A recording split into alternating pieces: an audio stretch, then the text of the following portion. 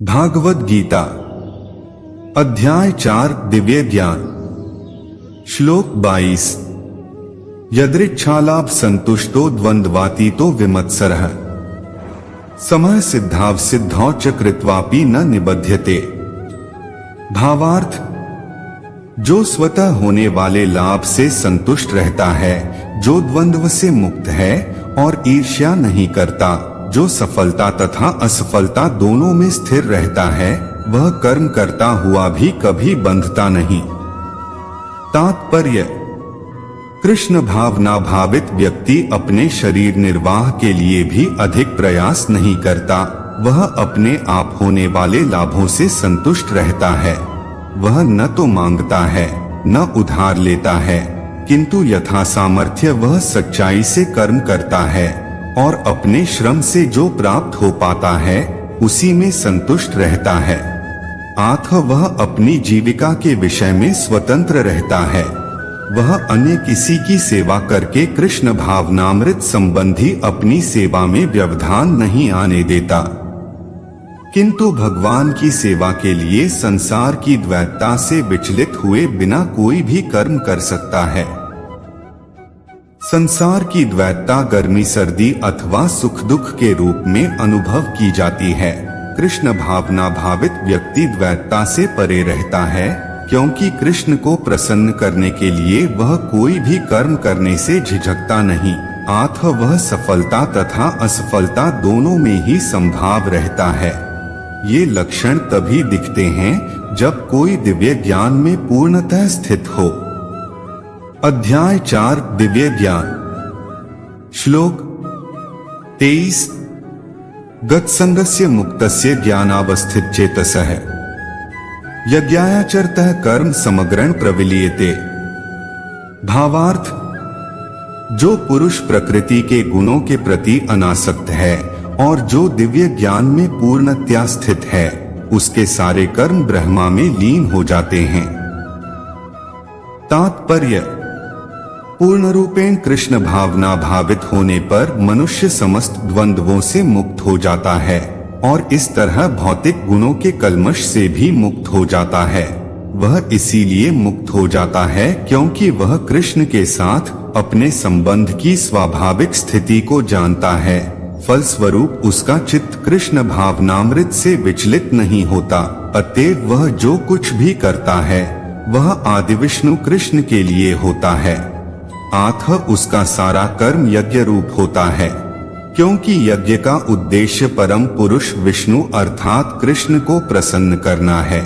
ऐसे यज्ञमय कर्म का फल निश्चय ही ब्रह्म में विलीन हो जाता है और मनुष्य को कोई भौतिक फल नहीं भोगना पड़ता है। अध्याय 4 दिव्य ज्ञान श्लोक 24 ब्रह्मार्पण ब्रह्मा हवि ब्रह्माग्नो ब्रह्मणाहुतम ब्रह्मैव तेन गंतव्यं ब्रह्म कर्मस्माधिना।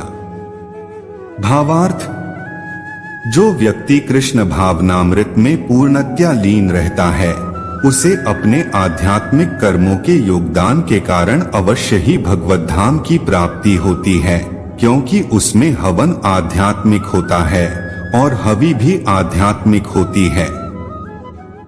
तात्पर्य, यहाँ इसका वर्णन किया गया है कि किस प्रकार कृष्ण भावना भावित कर्म करते हुए अंततोगत्वा आध्यात्मिक लक्ष्य प्राप्त होता है।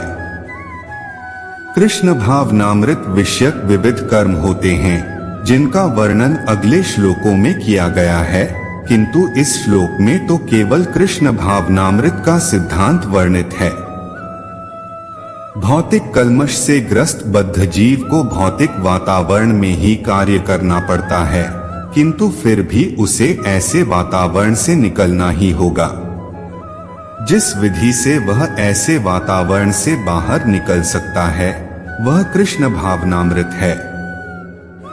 उदाहरण के लिए, यदि कोई रोगी दूध की बनी वस्तुओं के अधिक खाने से पेट की गड़बड़ी से ग्रस्त हो जाता है तो उसे दही दिया जाता है, जो दूध ही से बनी वस्तु है। भौतिकता में ग्रस्त बद्ध जीव का उपचार कृष्ण भावनामृत के द्वारा ही किया जा सकता है, जो यहाँ गीता में दिया हुआ है। यह विधि यज्ञ या विष्णु या कृष्ण को प्रसन्न करने के लिए किए गए कार्य कहलाती है। भौतिक जगत के जितने ही अधिक कार्य कृष्ण भावनामृत में या केवल विष्णु के लिए किए जाते हैं, पूर्ण तल्लीनता से वातावरण उतना ही अधिक आध्यात्मिक बनता रहता है। ब्रह्मा शब्द का अर्थ है आध्यात्मिक। भगवान आध्यात्मिक हैं और उनके दिव्य शरीर की किरणें ब्रह्म ज्योति कहलाती हैं। यही उनका आध्यात्मिक तेज है। प्रत्येक वस्तु इसी ब्रह्म ज्योति में स्थित रहती है, किंतु जब यह ज्योति माया या इंद्रिय तृप्ति द्वारा आच्छादित हो जाती है तो यह भौतिक ज्योति कहलाती है। यह भौतिक आवरण कृष्ण भावनामृत द्वारा तुरंत हटाया जा सकता है। अतएव कृष्ण भावनामृत के लिए अर्पित हवि ग्रहण करता, हवा, होता तथा फल ये सब मिलकर ब्रह्मा या परम सत्य हैं। माया द्वारा आच्छादित परम सत्य पदार्थ कहलाता है। जब यही पदार्थ परम सत्य के निमित्त प्रयुक्त होता है तो इसमें फिर से आध्यात्मिक गुण आ जाता है। कृष्ण भावनामृत मोहजनित चेतना को ब्रह्मा या परमेश्वरोन्मुख करने की विधि है। जब मन कृष्ण भावनामृत में पूरी तरह निमग्न रहता है तो उसे समाधि कहते हैं। ऐसी दिव्य चेतना में संपन्न कोई भी कार्य यज्ञ कहलाता है। आध्यात्मिक चेतना की ऐसी स्थिति में होता, हवन, अग्नि, यज्ञकर्ता तथा अंतिम फल, यह सब परब्रह्म में एकाकार हो जाता है।